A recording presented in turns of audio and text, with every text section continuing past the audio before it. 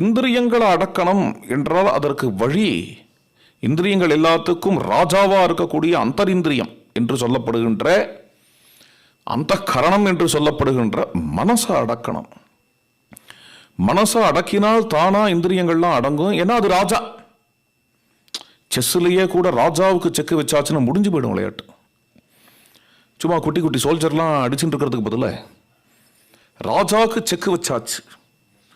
இந்திரியங்களை கட்டுப்படுத்துறது அப்படிங்கிறதுக்கு இந்திரியங்களை கட்டுப்படுத்துவோம்னு எவ்வளோ உழைச்சாலும், உதாரணத்துக்கு கண்ணை கட்டுப்படுத்துவோம், இன்னிலேருந்து கண்ணை ஒவ்வொரு இந்திரியத்தையாக வரிசையாக கட்டுப்படுத்தின்னு வரலாம் என்று கண்ணை கட்டுப்படுத்துகிறான். அடுத்த ஒரு 4-5 மாதத்துக்கு யாரையுமே பார்க்கறது இல்லை.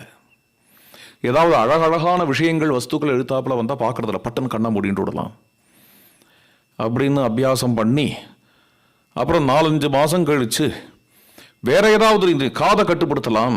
யார் எது பேச ஆரம்பித்தாலும் காதை பொத்தின்னு விடலாம் அப்படின்னு இவன் ஆரம்பிச்சான்னு வச்சுக்கோங்களேன். இவன் காதை பொத்திக்க ஆரம்பிக்கும் போது கண்ணு கிளம்பிடும் மறுபடியும். இதெல்லாம் பார்க்குறோம், நேராக பார்க்குறோம். சில கேம்பெல்லாம் நடக்கும் சில இடங்களில். அந்த கேம்பில் 10 நாள் 15 நாள் அப்படின்னு வெறும்னே பழங்கள் தான் சாப்பிட்றது அப்படின்னு வச்சுப்பா. நல்ல காரியம், அது ரொம்ப நல்ல காரியம். அதுக்கு போயிட்டு வருவா. அங்கே பழங்கள் மட்டும்தான். இன்னும் சில கேம்பெல்லாம் இருக்குது, தீர்த்தம் மட்டும்தான் கொடுப்பா. அது மாதிரியாக பழங்கள் மட்டும் 15 நாள் சாப்பிட்டுட்டு அப்புறம் வெளியில் வந்த உடனேயே எப்போடா வெளியில் விடுவா என்று காத்துட்டு இருந்துட்டு வெளில வந்த உடனே முதல்ல போய் அங்கே இருக்கக்கூடிய அந்த ஊரில் இருக்கக்கூடிய பெஸ்ட் ரெஸ்டாரண்ட்டுக்குள்ளே போய் 15 நாளைக்கு சாப்பிடாதது எல்லாத்தையும் சாப்பிட்ருவா.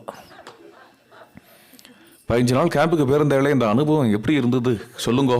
அதை ஏன் கேட்குறேன்? நிஜமாவே ஒருத்தர் சொன்னார், 4வது 5வது நாள்லேருந்தே என்ன ஆயிடுத்து அப்படின்னு எதை பார்த்தாலும் சாப்பாடுன்னு தோண ஆரம்பிச்சிருத்து.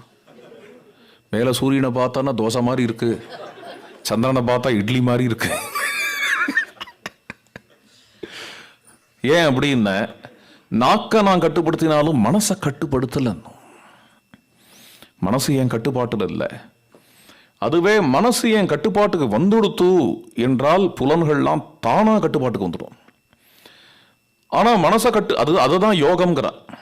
யோகா சித்த விருத்தி நிரோதகா. சித்தத்தில் உள்ள விருத்திகள் எல்லாம் நிறுத்துறதுக்கு யோகம்னு பேர். இது எல்லாத்தையும் நிறுத்திடுறதுக்கு யோகம்னு பேர்.